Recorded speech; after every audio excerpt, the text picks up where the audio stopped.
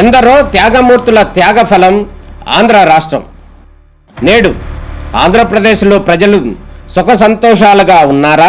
ప్రస్తుతం ప్రజల మధ్య ఉన్న కులాల కుంపట్లు ఎవరి కోసం? చంద్రయాన్ రాకెట్ యుగంలో కూడా వర్ణ విభేదాలు దేనికి సంకేతాలు?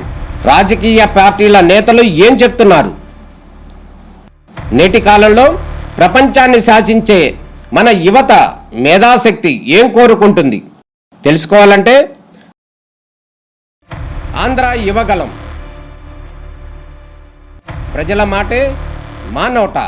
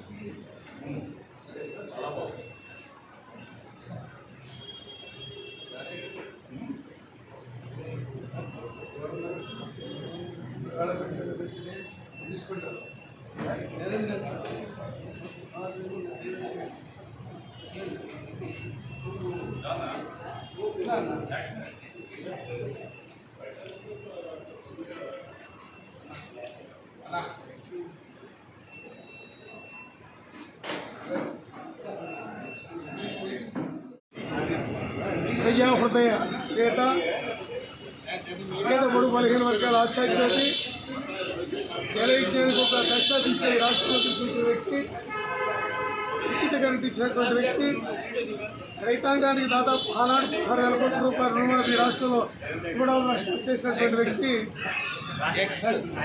గారి 75వ జయంతి కార్యక్రమం జరుగుతున్న విజయవాడ ఆంధ్రప్రదేశ్లో పిసిసి మరియు విజయవాడ కాంగ్రెస్ పార్టీల సంయుక్త ఆధ్వర్యంలో జరుగుతుంది.